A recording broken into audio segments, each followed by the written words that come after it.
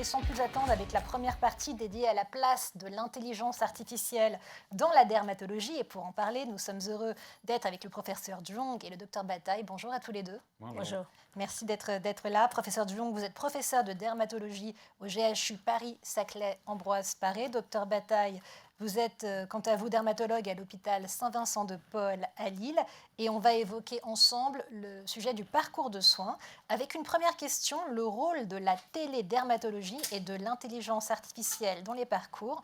On démarre avec vous, docteur Bataille, si vous voulez bien. Selon vous, où se situent aujourd'hui les plus grands gains possibles de l'intelligence artificielle dans le parcours dermatologique? Est-ce que c'est au niveau du triage, au niveau du diagnostic précoce, du suivi longitudinal, de la coordination ville-hôpital ou que sais-je encore? La parole est à vous. Merci. Donc aujourd'hui, l'expertise, les dermatologues l'ont, l'IA permet de gagner de l'expertise et c'est peut-être pas forcément les dermatologues qui ont le plus besoin d'un gain d'expertise, mais peut-être plutôt, et il y a cette pénurie. Donc c'est peut-être plutôt en soins primaires en fait. En soins primaires, nous on est attaché à ce que cette IA elle soit quand même utilisée dans un parcours de soins et donc c'est vrai que pour l'IA diagnostic, chez le généraliste, ça paraît quand même quelque chose de particulièrement intéressant, où on pourrait décliner. Mais en tout cas, c'est cette idée d'aller augmenter un professionnel de santé qui n'est pas expert en dermatologie. Je pense que c'est là où il y a vraiment un gain qui est très important. Également un gain dans, justement, l'entrée dans le parcours de soins. Voilà. Comment bien flécher le patient, qu'il aille tout de suite, entre guillemets, qu'on aille solliciter cette ressource qui est un peu rare du dermatologue au bon moment, et pas n'importe comment, et donc, du coup, l'adressage aidé par l'IA en amont par les soins primaires, soit le plus pertinent possible. Je pense que là il y a de grands enjeux. Et peut-être pour nous, dermatologues, c'est vrai qu'on voit avec ces LLM, tout ça, peut-être que ça serait intéressant de les envisager pour préparer les anamnèses, pour essayer d'avoir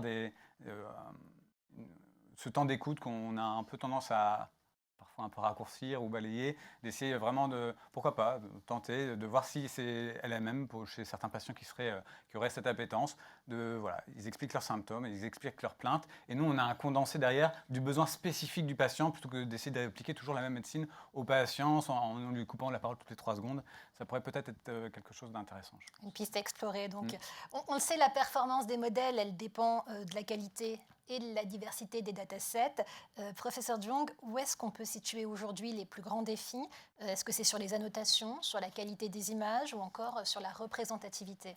Alors, il y a 2 sujets quand on parle d'intelligence artificielle. Dominique, l'année dernière, on en avait discuté. Il y a tout ce qui est l'intelligence artificielle, diagnostic assisté et donc sur les images, qui nécessitent pour le coup des données qui sont annotées, qui sont qualifiées, qui sont aussi représentatives, on va dire, de tous les types de phototypes. Et après, il y a l'intelligence artificielle, je vous l'avais présentée l'année dernière, générative. Et finalement, c'est l'utilisation des LLM dans la dermatologie et l'utilisation par tous, pas forcément par le dermatologue, mais aussi par le patient. Et là aussi, encore une fois, les LLM sont entraînés sur un très grand nombre de données ouvertes. Donc, c'est toute l'open science, c'est tout ce qui est accessible et visible dans finalement les moteurs de recherche. Et donc, du coup, l'information libre se doit aussi d'être de qualité, d'être référencée. Et si on fait en fait appel finalement, nous, en tant que patients ou même en tant que professionnels de santé, au LLM pour répondre à une question dermatologique, faut-il encore que l'on sache d'où vient la question, enfin d'où vient la réponse, qui a finalement été à l'origine de la figure qui va nous être proposée, parce qu'il y a un risque évidemment, encore une fois, de pensée un peu tubulaire et de pensée biaisée, puisque finalement, une fausse idée ou une fausse réponse pourrait être à l'infini répliquée et utilisée par tout le monde. Et c'est ça, finalement, un des enjeux de l'intelligence artificielle, à la fois dans sa conception, dans sa validation, mais aussi dans sa compréhension, et surtout, en fait, finalement, elle ne nous absout pas de connaître et de comprendre ce que l'on relit. Et donc, d'être quelque part un petit peu aussi aguerri à la dermatologie. L'intelligence artificielle, elle est clairement perçue comme un outil de productivité clinique. Dans une pratique quotidienne, quels sont selon vous les cas d'usage réellement gagnants pour les dermatologues? Docteur Bataille, est-ce que c'est plutôt sur la documentation, sur le codage, sur l'aide au diagnostic, sur le suivi? C'est ce que je disais un petit peu tout à l'heure. Il y a d'abord toute cette partie d'adressage qui peut être améliorée.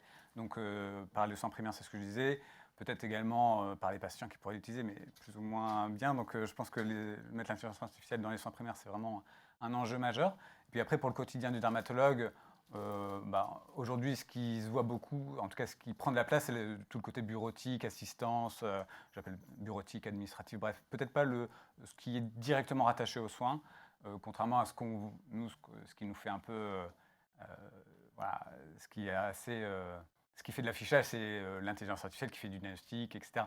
C'est peut-être moins cette partie-là finalement qui prend de la place au quotidien aujourd'hui pour la dermatologue, me semble-t-il. Rappelez-moi votre question, si vous voulez bien.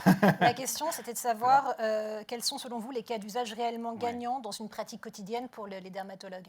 Voilà, c'est surtout ces deux enjeux-là. Et puis le troisième, je trouve aussi, c'est la recherche bibliographique, quoi.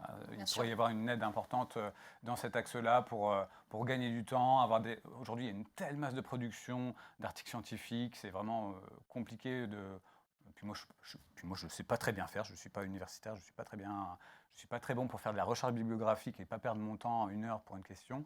Et donc là-dessus, je pense que l'intelligence artificielle pourrait clairement nous aider, dermatologues un peu lambda, à avoir une réponse précise à une question pointue. D'accord. Tuyen, à votre avis, est-ce qu'il faudrait définir des seuils cliniques de validation des algorithmes afin de garantir un usage toujours plus sûr? Aujourd'hui, si on prend les tumeurs cutanées, les seuils, on va dire, de sensibilité, donc la capacité à reconnaître quelque chose de malin et de spécificité, c'est-à-dire quand on analyse une image, de dire que non, ce n'est pas, par exemple, un mélanome, sont assez élevés en réalité. On est autour de maintenant 80-90% pour la sensibilité et la spécificité. Donc, ce n'est pas tellement le seuil. C'est plutôt finalement, est-ce que passer à côté, quelle est la conséquence? Avoir un doute. Quelle est la conséquence? Beaucoup de doutes égale beaucoup de consultations. Beaucoup de consultations égale est-ce que c'est des consultations utiles ou est-ce que c'est des consultations inutiles et anxiogènes?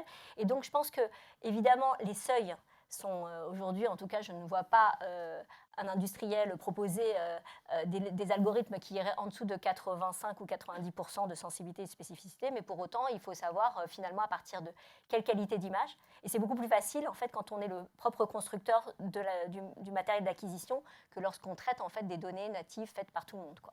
Il y a une question qui se pose aussi, c'est celle des enjeux environnementaux. Mathieu, comment est-ce qu'on peut intégrer l'impact environnemental des technologies numériques dans les choix cliniques, dans les choix institutionnels? Et est-ce que, selon vous, l'intelligence artificielle en santé doit être soumise à un principe de sobriété? Alors là, c'est pas de chance parce que je suis assez porté personnellement aussi sur ce sujet et je pense que j'ai une expertise assez importante. Et ouais, je pense qu'il y a un vrai sujet là-dessus. D'abord celui de la pertinence clinique, je le disais dans l'adressage, mais finalement, d'utiliser le bon outil au bon moment pour le bon patient, qu'on le fasse avec les soins classiques ou qu'on utilise cette idée de la pertinence avec l'intelligence artificielle, permet nécessairement du coup à la fois des meilleurs soins et du coup une meilleure sobriété, en tout cas un usage responsable.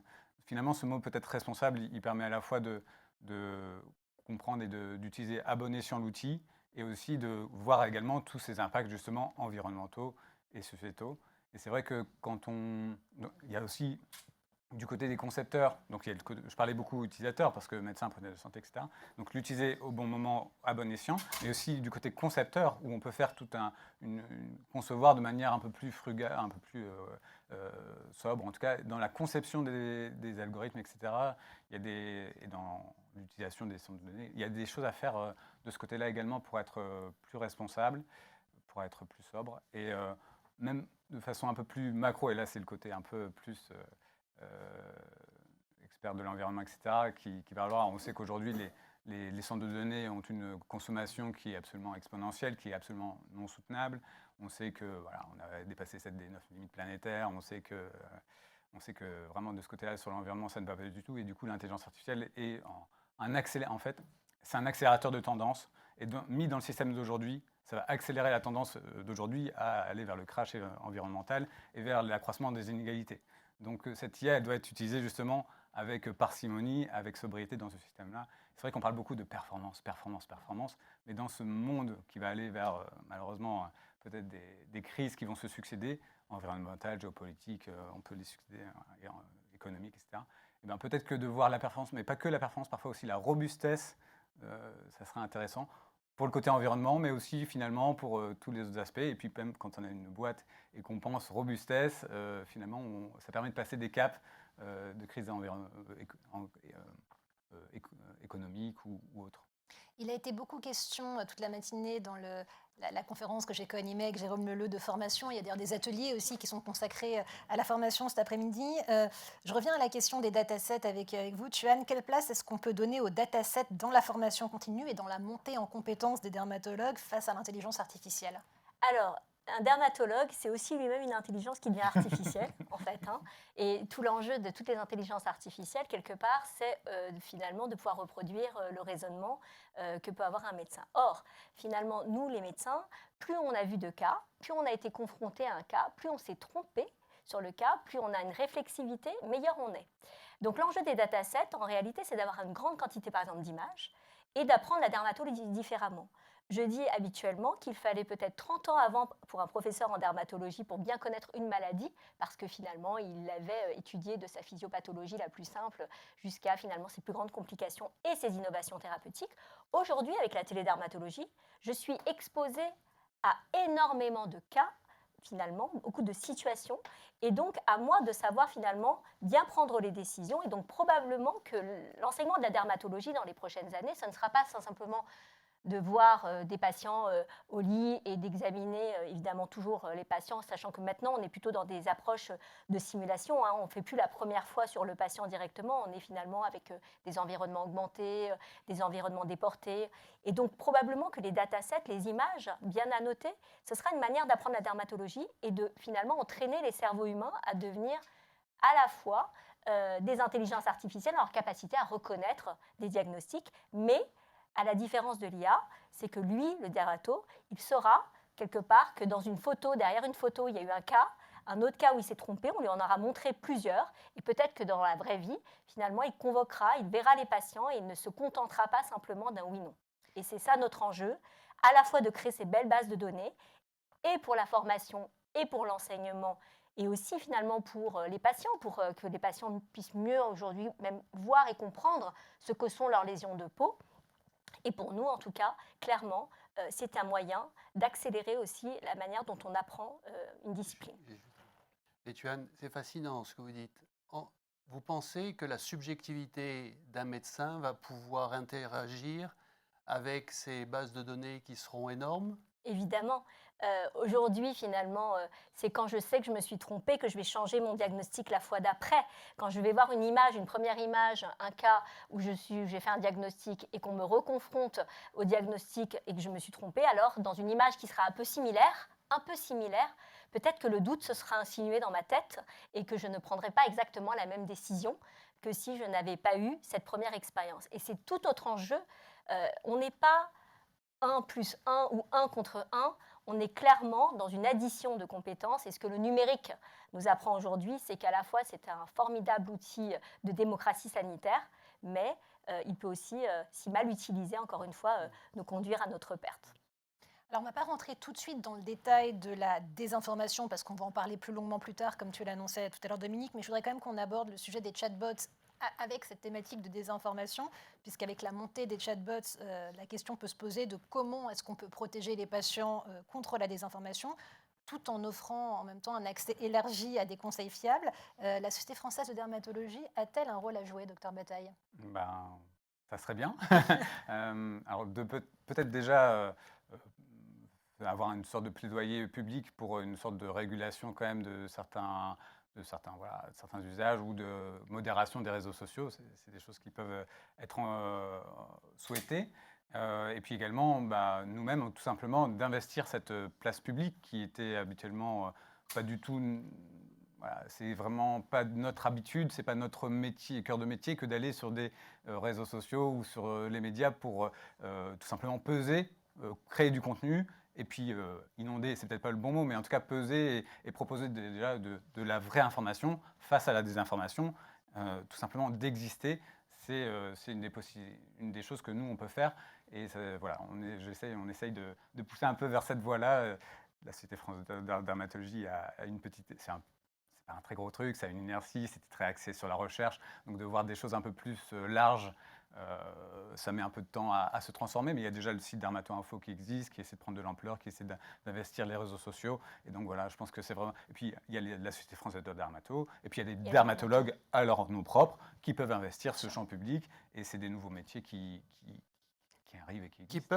Qui peuvent ou qui doivent? Moi, je pense qu'ils doivent. Qui doivent. Nous, on produit de la connaissance, on valide Des experts, de la connaissance, on la produit.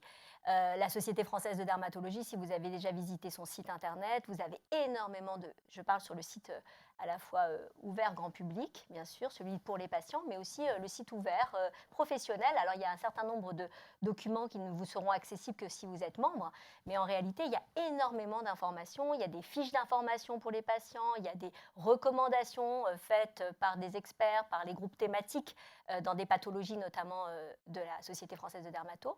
Clairement, cette information-là, certains sites internet, comme par exemple Chronoreco, qui est finalement issu de la Société française de dermatologie, permettent à n'importe quel dermatologue qui serait finalement intéressé pour avoir les informations, d'accéder via finalement aussi une chatbot à toute la connaissance qui a été produite et toutes les recommandations. Et donc, on produit aussi cela. On est capable de le faire, puisque finalement, on l'a dit au départ, il faut les datas, il faut l'information, donc il faut quand même les ingrédients, on va dire, pour la recette. Et probablement qu'un des enjeux, notamment pour l'IA ou même les LLM, ce serait d'être capable, effectivement, à partir de toute cette connaissance qui est déjà dans nos sites, plutôt que d'aller la pomper sur un Doctissimo ou dans un Wikipédia, de la faire finalement utiliser en interne. Mais se pose ensuite la question de la souveraineté.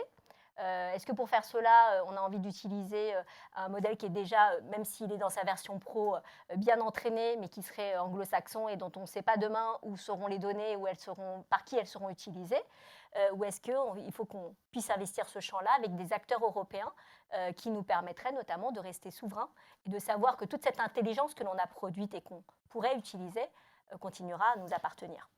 Concrètement, est-ce que vous savez si la Société française de dermatologie parle à Mistral pour faire en sorte que les algorithmes de Mistral aillent de manière volontaire voir ce qu'il y a?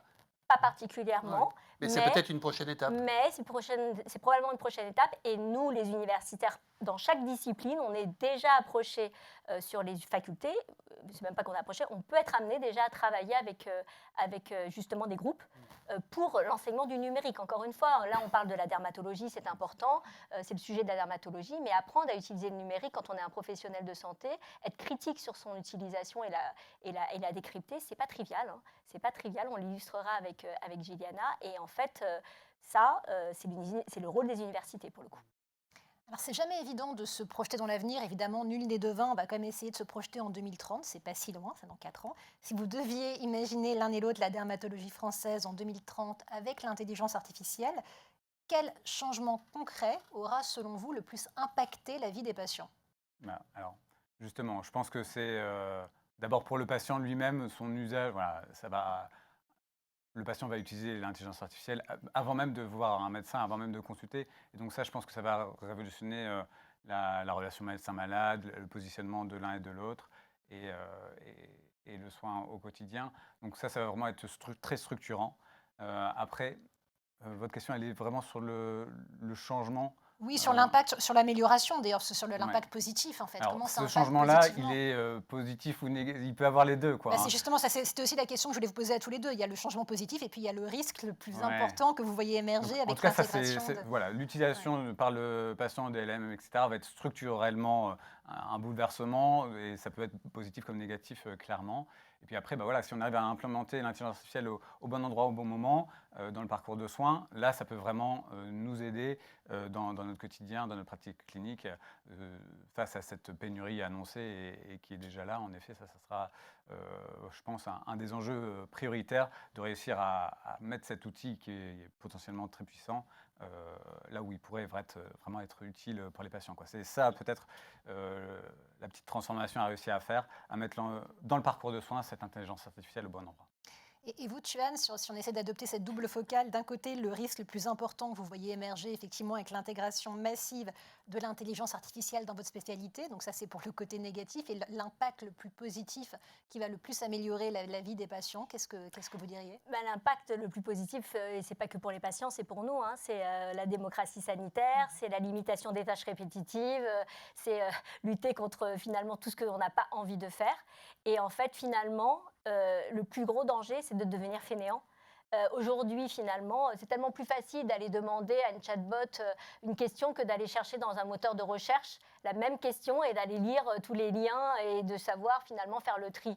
En fait, on demande à la chatbot finalement de nous avoir fait une synthèse. Le risque étant qu'à la fin, comme les données sont très ramassées, on devienne fainéant et on ne soit pas capable finalement d'avoir du libre arbitre et de la critique et de la créativité en fait. La créativité, l'intelligence artificielle, elle peut nous aider à avoir peut-être la petite première pierre, parfois la première étincelle si on est un peu fainéant, mais elle ne peut pas nous faire l'économie de réfléchir et ça, c'est indispensable. C'est le seul bémol.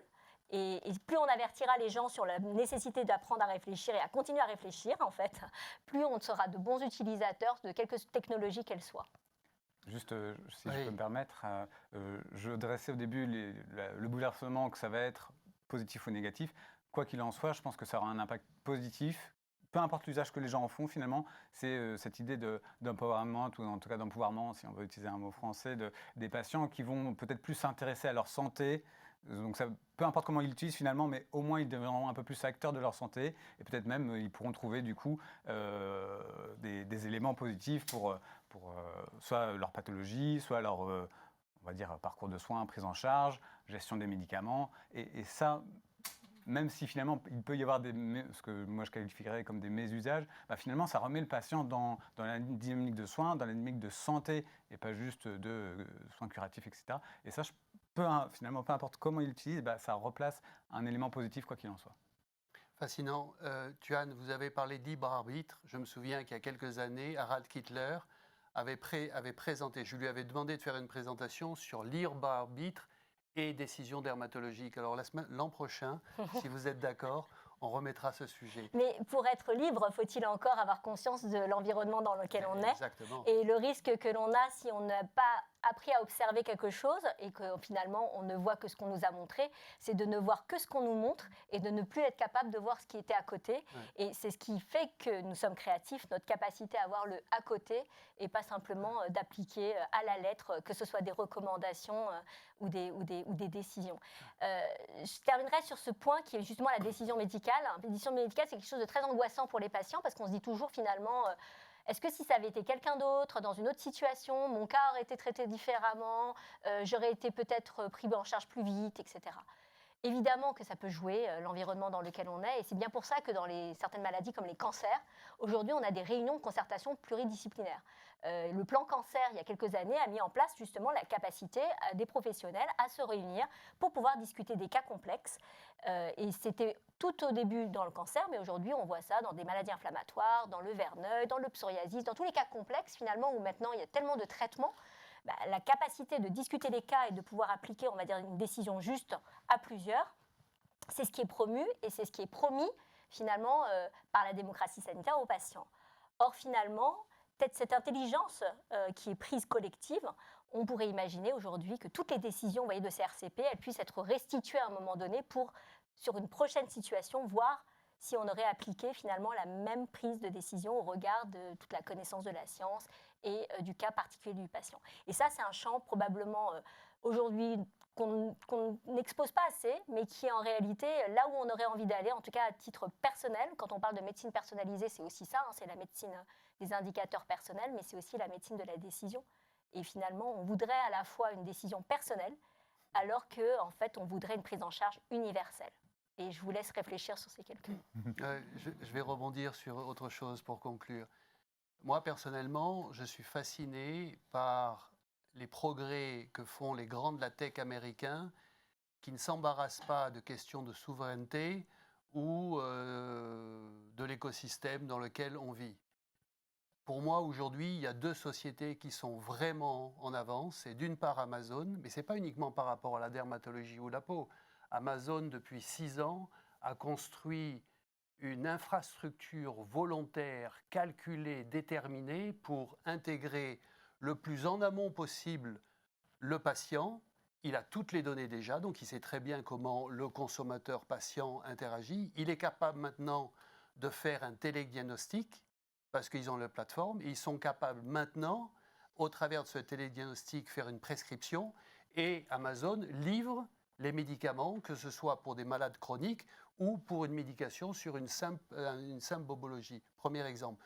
Deuxième exemple, Google. Google en 2021, et ça a été une des raisons qui m'a conduit à créer le Skin & Summit, c'est l'annonce en mai 2021 du lancement de Dermacyst, qui était une application non pas pour remplacer le médecin, non, ils ne sont pas fous, mais pour aider au diagnostic.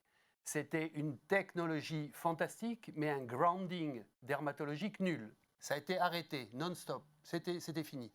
Ils viennent de faire un accord en Inde avec le All Indian Institute of Medical Science pour lancer Indus Derma. Donc, en 5 ans, ils ont appris leurs bêtises et ils avancent.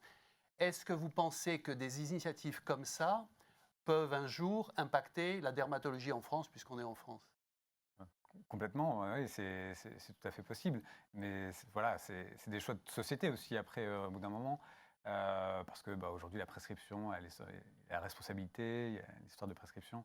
Donc oui, clairement, ça transformera aussi notre métier, mais il est déjà en train de se transformer. Donc je pense qu'il ne faut pas avoir peur de ce changement, il faut juste le prendre à bras-le-corps et l'accompagner peut-être dans la dynamique on trouve souhaitable sur des aspects sanitaires et socio-professionnels et pas que toujours économiques non plus.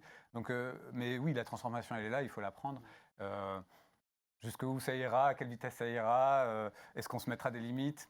Ça, c'est des décisions politiques et collectives, je pense. Life will tell. Encore faut-il en parler, parce que si on n'en parle pas publiquement, Ouais, c'est ce qui se passe, quoi. C'est le premier qui fait, qui agit, quoi. Ouais. Là, vous avez raison, c'est que c'est important de mettre tous ces sujets sur la table. Et c'est ce qu'on fait d'ailleurs aujourd'hui. Et on vous remercie beaucoup tous les deux d'être venus nous parler du rôle structurant de l'intelligence artificielle dans la dermatologie et de la façon dont cette technologie révolutionne véritablement la prise en charge. Merci d'avoir partagé votre vision, notamment votre vision du futur.